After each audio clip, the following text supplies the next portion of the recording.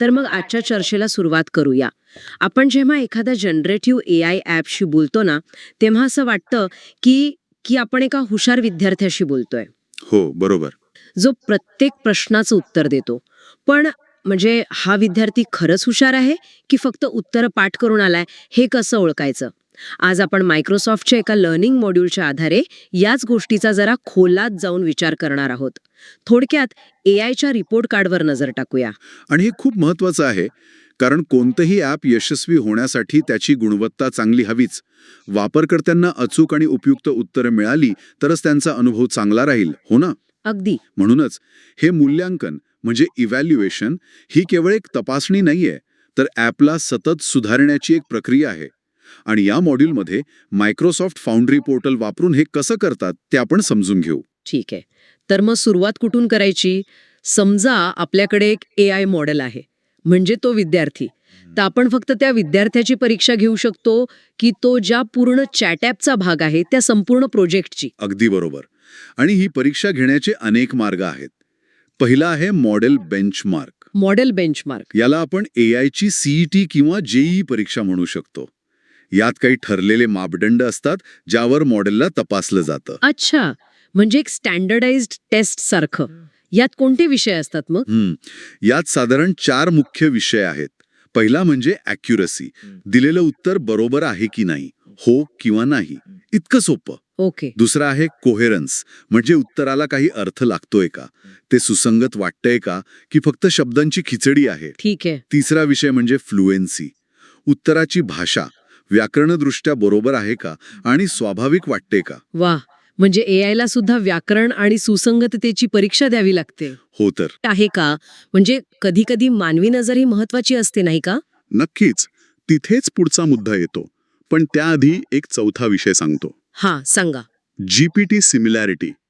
यात काय होतं की दिलेलं उत्तर आपल्या अपेक्षित उत्तराच्या किती जवळचं आहे हे तपासलं जातं. ओके.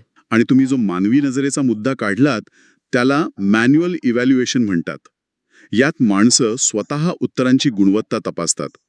एखादं उत्तर किती उपयुक्त किंवा मनोरंजक आहे हे मशीनपेक्षा माणूसच चांगलं सांगू शकतो.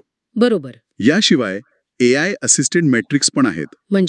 म्हणजे एका एआयची तपासणी करण्यासाठी दुसऱ्या एआयची मदत घेणं. अरे वा, एक मिनिट. एका एआयची तपासणी दुसरा एआय करणार? हो. पण मग जर दोन्ही मॉडेल्स एकाच प्रकारच्या डेटावर शिकले असतील तर ते एकमेकांच्या चुका कशा ओळखणार? म्हणजे ते एकाच इको चेंबरमध्ये अडकणार नाहीत का? हां, खूप महत्त्वाचा प्रश्न आहे. आणि हे टाळण्यासाठी जो जज एआय असतो ना, तो तपासल्या जाणाऱ्या एआय पेक्षा खूप जास्त शक्तिशाली आणि वेगळ्या डेटा सेटवर ट्रेन केलेला असतो. अच्छा. तो उत्तराची गुणवत्ता, सर्जनशीलता आणि सर्वात महत्त्वाचं म्हणजे त्यात काही धोकादायक किंवा चुकीची माहिती नाही ना हे तपासतो. आणि शेवटी काही नॅचरल लँग्वेज प्रोसेसिंग मेट्रिक्स आहेत. हो, मी वाचलं होतं. ब्ल्यू, मीटिऑर, रूज ही नावं खूप मजेशीर आहेत. हो हो. हो, यांचं मुख्य काम म्हणजे एआयने दिलेलं उत्तर आणि आदर्श उत्तर यांच्यात किती शब्दांचं साम्य आहे हे मोजणं. म्हणजे जसं आपण परीक्षेतलं उत्तर मॉडेल आन्सरशी जुळवून पाहतो तसंच काहीसं. अगदी तसंच. आता मला या मॅन्युअल तपासणीबद्दल अधिक जाणून घ्यायचंय. सगळं ऑटोमॅटिक होत असताना स्वतः सगळं तपासायची काय गरज? हे तर असं झालं की कॅल्क्युलेटर असूनही हाताने गणित करत बसणं. पण सुरुवातीच्या टप्प्यात हे खूप महत्वाचं आहे. जेव्हा तुम्ही एखादं ॲप बनवत असता तेव्हा तुम्हाला झटपट बदल करून परिणाम तपासावे लागतात. मॅन्युअल तपासणीमुळे हे लगेच शक्य होतं. म्हणजे एआयला जर पृथ्वी सपाट असती तर काय झालं असतं, असे प्रश्न विचारून गोंधळात टाकायचं. अगदी.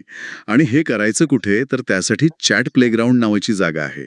Chat playground. हो, नावाप्रमाणेच हे एक खेळण्याचं मैदान आहे जिथे तुम्ही तुमच्या मॉडेलची थेट गप्पा मारू शकता. अच्छा. तुम्ही प्रश्न विचारता, तो उत्तर देतो. उत्तर आवडलं नाही तर तुम्ही प्रॉम्प्ट बदलून पुन्हा प्रयत्न करू शकता. हे अगदी सुरुवातीच्या प्रयोगांसाठी उत्तम आहे. पण माझ्याकडे जर 100 प्रश्न असतील तर एका प्रश्नासाठी चॅट प्लेग्राऊंड वापरणं वेळखाऊ ठरू शकतं. बरोबर. त्यासाठीच मॅन्युअल इव्हॅल्युएशनचे फीचर आहे. ओके. इथे तुम्ही प्रश्नांची एक यादी अपलोड करू शकता. मॉडेल त्या सर्वांची उत्तरं देईल आणि तुम्ही प्रत्येक उत्तराला थम्स अप किंवा थम्स डाऊन देऊ शकता. वाव, हे सोपं आहे. हो, यातून मोठ्या डेटासेटवर मॉडेल कसं काम करतंय याचा पटकन अंदाज येतो.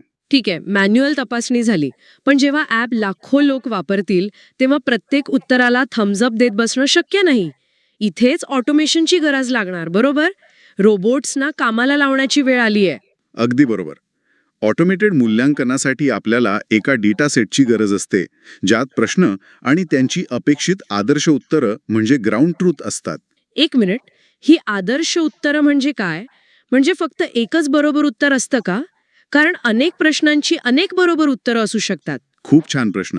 ग्राउंड ट्रूथ म्हणजे फक्त एक बरोबर उत्तर नाही, तर अनेकदा मानवी तज्ज्ञांनी लिहिलेल्या उच्च गुणवत्तेच्या उत्तरांचा तो एक संच असतो. अच्छा. म्हणजे एकाच प्रश्नाची 3-4 वेगवेगळी पण तितकीच चांगली उत्तरं असू शकतात. कळलं. आणि गंमत म्हणजे हा डेटा सेट तयार करण्यासाठी तुम्ही दुसऱ्या AI ची मदत घेऊ शकता. कमाल आहे. म्हणजे AI ची परीक्षा घेण्यासाठी दुसरा AI प्रॉक्टर म्हणून काम करणार. एक प्रकारे तसंच. पण ह्या ऑटोमेटेड परीक्षेत नक्की काय तपासलं जातं?